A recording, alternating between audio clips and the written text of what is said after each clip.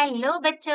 आज हम class fifth के इंग्लिश की जो न्यू एनसीईआरटी बुक है संतूर, उसका यूनिट 5 वर्क इज वर्शिप का चैप्टर नंबर 9 वोकेशन करने जा रहे हैं। बच्चों, वर्क का मतलब होता है काम, वर्शिप का मतलब होता है पूजा। तो वर्क इज वर्शिप का मतलब हुआ काम ही पूजा है। अब वोकेशन का मतलब होता है व्यवसाय। व्यवसाय का मतलब होता है ऐसा काम जो कि हम बड़े होकर के चुनते हैं, जिसके थ्रू हम पैसे कमाते हैं और अपना जीवन यापन करते हैं। जैसे कुछ लोग डॉक्टर होते हैं, तो कोई टीचर होता है, तो कोई पुलिसमैन होता है, तो कोई ऑफिसेज में काम करता है। तो ये जो सारे काम है ये उनके व्यवसाय होते हैं, यानी कि उनका वोकेशन होता है। तो आई होप आपको ये समझ में आ गया होगा।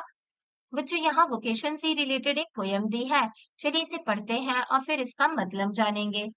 पर वीडियो स्टार्ट करने से पहले बच्चों, मैं आप सबसे रिक्वेस्ट करना चाहूंगी कि अगर आप हमारे चैनल पे नए हैं और आपने अभी तक इस चैनल को सब्सक्राइब नहीं किया है तो प्लीज इसे सब्सक्राइब कर दीजिए, ताकि आपसे रिलेटेड हम जब भी कोई इंपॉर्टेंट वीडियो लेकर के आए तो वो आपके पास सबसे पहले पहुंच जाए। चलिए अब हम पोयम को स्टार्ट करते हैं। Part first. When the gong sound 10 in the morning and I walk to school by our lane, every day I meet the hawker crying, bangles, crystal bangles. There is nothing to hurry him on. There is no road he must take, no place he must go to, no time when he must come home. I wish I were a hawker, spending my day in the road, crying bangles, crystal bangles. When at 4 in the afternoon I come back from the school, I can see through the gate of that house the garden digging the ground. He does what he likes with his spade. He soils his clothes with dust. Nobody takes him to task if he gets baked in the sun or gets wet. I wish I were a gardener digging away at the garden with nobody to stop me from digging. Just as it gets dark in the evening and my mother sent me to bed, I can see through my open window the watchman walking up and down. The lane is dark and lonely, and the street lamp stands like a giant with one red eye in its head. The watchman swings his lantern and walks with his shadow at his side, and never once goes to bed in his life. I wish I were a watchman, walking the streets all night, chasing the shadow with my lantern. Rabindranath Tagore. बच्चों, I hope आप में से बहुत सारे बच्चों ने रविंद्रनाथ टैगोर जी का नाम तो सुना ही होगा, और आप सबको ये पता होगा कि हमारा जो नेशनल एंथम है जन गण मन, वो भी रविंद्रनाथ टैगोर जी ने ही लिखा है। और ये जो पोयम है ये भी रविंद्रनाथ टैगोर जी ने ही लिखी है। आई होप आपको ये पोयम अच्छे से पढ़ने आ गई होगी। चलिए अब हम इसका मतलब जानते हैं। बच्चों, ये जो पोयम है ये रविंद्रनाथ टैगोर जी ने एक चाइल्ड के पर्सपेक्टिव से लिखी है, यानी कि एक बच्चा जो है वो क्या क्या सोचता है बनने के, उसके बारे में ये पोयम लिखी है। तो चलिए देखते हैं कि फर्स्ट पैराग्राफ में बच्चा क्या सोचता है। When the gong sound 10 in the morning and I walk to school by our lane। बच्चों, गॉन्ग का मतलब होता है घंटा, यानी कि जो बड़ी वाली घड़ी होती थी पुराने जमाने में, इस तरीके की, यहाँ आप इमेज में देख सकते हैं, इस तरीके की जो घड़ी होती थी। जब इस घड़ी में सुबह के 10 बजते हैं तो मैं अपनी लेन में, अपनी जो रास्ता है मेरा, उस रास्ते से वॉक करके स्कूल जाने लगता हूँ। Every day I meet the hawker crying bangles crystal bangles. और हर रोज, एवरी का मतलब होता है प्रत्येक, तो प्रत्येक दिन मुझे एक हॉकर यानी कि फेरी वाला मिलता है। फेरी वाला मतलब जो कि गली गली जाकर के सामान बेचता है। तो उसको हर रोज एक फेरी वाला मिलता है जो कि चिल्ला रहा होता है बैंगल्स क्रिस्टल बैंगल्स, यानी कि चूड़ियां, कांच की चूड़ियां। तो इस तरीके से वो बच्चा जब 10 बजे अपनी लेन में चुपचाप स्कूल जा रहा होता है तो उसे रोज एक फेरी वाला मिल जाता है जो कि चिल्ला रहा होता है कांच की चूड़ियां, चूड़ियां, कांच की चूड़ियां, इस तरीके से चिल्ला रहा होता है। There is nothing to hurry him on. कोई भी चीज ऐसी नहीं है कि उससे लगे कि वो जल्दी में है। वो बिल्कुल आराम से अपनी चूड़ियां बेच रहा है।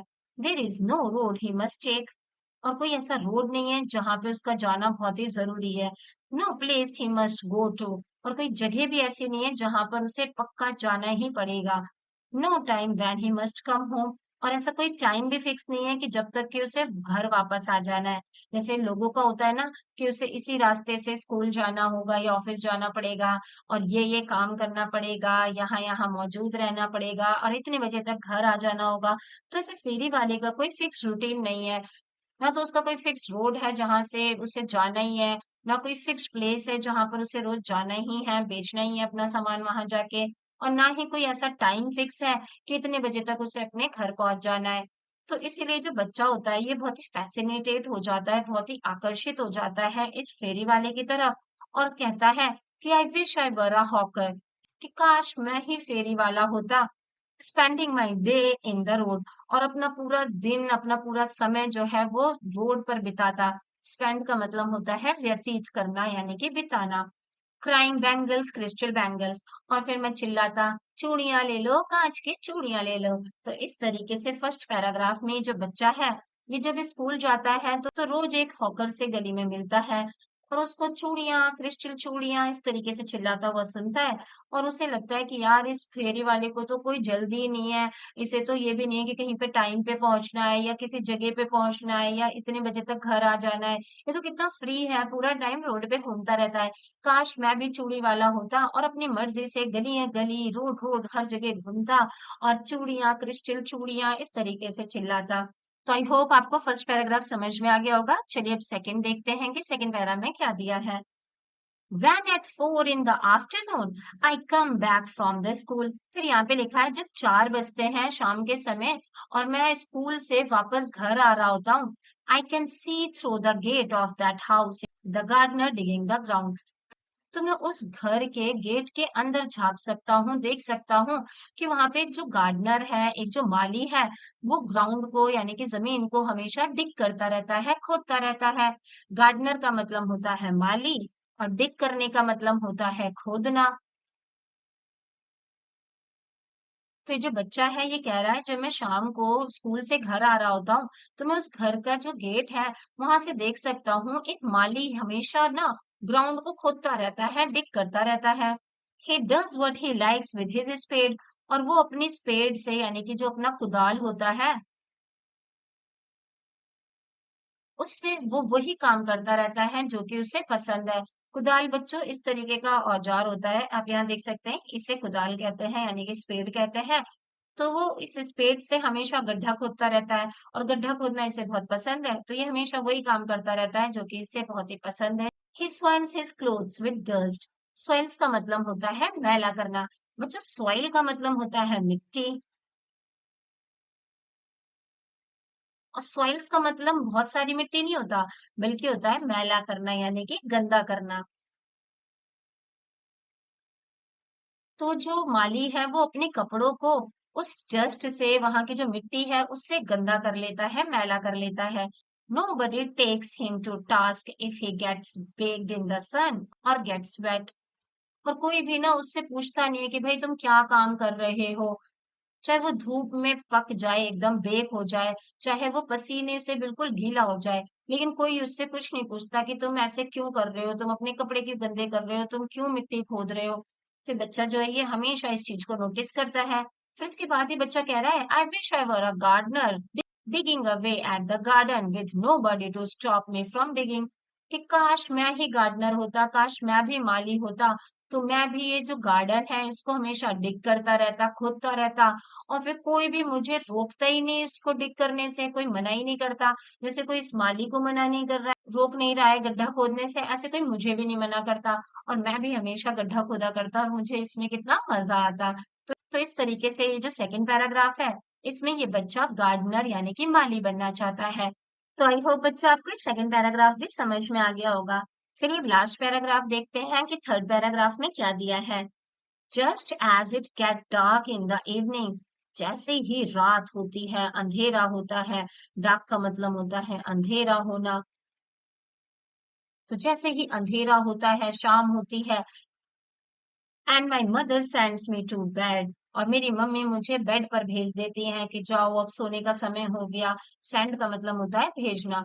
और जैसे ही मेरी मम्मी शाम का समय होता है और मुझे बेड पर भेज देती हैं, I can see through my open window the watchman walking up and down. तो मैं अपनी खुली हुई विंडो से यानी कि खुली हुई खिड़की से देख सकता हूँ। क्या देख सकता हूँ? एक वॉचमैन को देख सकता हूँ, जो कि अप एंड डाउन वॉक कर रहा था, यानी कि गली में एक तरफ से दूसरी तरफ आ जा रहा था। द लेन इज डार्क, जो गली थी वो डार्क थी यानी कि अंधेरे से भरी थी, एंड लोनली, और खाली भी थी, सुनसान भी थी। लोनली का मतलब होता है अकेला, यानी कि वो सुनसान जगह थी। And the street lamp stands like a giant with one red eye in its head. और वो जो स्ट्रीट लैम्प था, ये जो होता है ना बच्चों, गली में जो खम्बा सा लगा होता है जिसके ऊपर लाइट लगी होती है, तो ये जो स्ट्रीट लैम्प, इसे स्ट्रीट लैम्प कहते हैं। तो जो स्ट्रीट लैम्प था, वो एक जाइंट की तरह, एक दानव की तरह खड़ा हुआ लग रहा था अंधेरे में, और ऐसा लग रहा था कि जैसे उसके सर के ऊपर एक लाल कलर की आंख है। यहाँ पे जो बल्ब जल रहा होगा ना बच्चों, वो रेड कलर का होगा, लाल रंग की उसमें से रोशनी आ रही है अंधेरे में। तो उस बच्चे को खिड़की से देखने में ऐसा लग रहा है जैसे यहाँ पे एक बड़ा सा, एक जायंट, एक बड़ा सा दानव राक्षस खड़ा है, जिसके सर पर एक आंख है, वो भी लाल रंग की। The watchman swings his lantern and walk with his shadow at his side. वो जो वॉचमैन होता है, जो चौकीदार होता है, यहाँ पे आप पिक्चर में देख सकते हैं, चौकीदार है, और इसके हाथ में ये लालटेन है। इसे लालटेन कहते हैं बच्चों। ये मिट्टी के तेल से जलती है और इसमें रोशनी होती है। तो जो वॉचमैन है, वो अपनी लालटेन को स्विंग करता हुआ, झुलाता हुआ चलता जाता है, और उसके साथ में ही उसकी शेडो यानी कि उसकी जो परछाई होती है, वो भी बगल बगल उसके साथ चल रही होती है। And never once goes to bed in his life. और ये जो वॉचमैन है, इस बच्चे को ऐसा लगता है कि ये कभी भी अपनी जिंदगी में सोया ही नहीं है, कभी भी ये अपनी जिंदगी में बेड पर ही नहीं गया है, क्योंकि रात में तो ये हमेशा सुनसान अंधेरी गलियों में घूमता रहता है, इधर उधर जाता रहता है, सबकी रखवाली करता रहता है। तो इस बच्चे को लगता है कि ये कभी सोता ही नहीं है, कभी बेड पर जाता ही नहीं है। I wish I were a watchman. और फिर ये जो बच्चा होता है, ये सोचता है कि आई wish I were a watchman, कि काश मैं भी एक वॉचमैन होता, walking the street all night, और पूरी गलियों में रात भर वॉक करता रहता, घूमता रहता, चेसिंग द शैडो, और अपनी जो परछाई है उसको चेस करता रहता, पकड़ता रहता। चेस करने का मतलब होता है किसी चीज का पीछा करना। तो उसको पीछा करता रहता और पकड़ता रहता, विद माई लालटेन, अपनी लालटेन की मदद से। तो इस तरीके से जो थर्ड पैराग्राफ है, इसमें वो जो बच्चा है वो वॉचमैन बनना चाहता है। तो आई होप बच्चों, आपको ये पोयम जो कि रविंद्रनाथ टैगोर जी के द्वारा लिखी गई है, अच्छे से समझ में आ गई होगी। चलिए मैं एक बार ये पोयम आपको फिर से शॉर्ट में समझा देती हूँ। बच्चों, इस पोयम में एक बच्चा है जो कि कह रहा है कि सुबह सुबह घड़ी में जैसे ही 10 बजते हैं और मैं अपनी लेन में चुपचाप स्कूल जाने लगता हूँ, तो मैं हर रोज एक हॉकर से, एक फेरी वाले से मिलता हूँ, जो कि बैंगल्स, क्रिस्टल बैंगल्स करके चिल्लाता रहता है। उसको कहीं जाने की जल्दी नहीं है, कोई रोड नहीं है जो उसको ज़रूर लेना पड़ेगा, कोई जगह नहीं है जहाँ उसे पहुँचना ही पहुँचना है, और कोई टाइम भी फिक्स नहीं है जब तक उसे घर वापस आना है।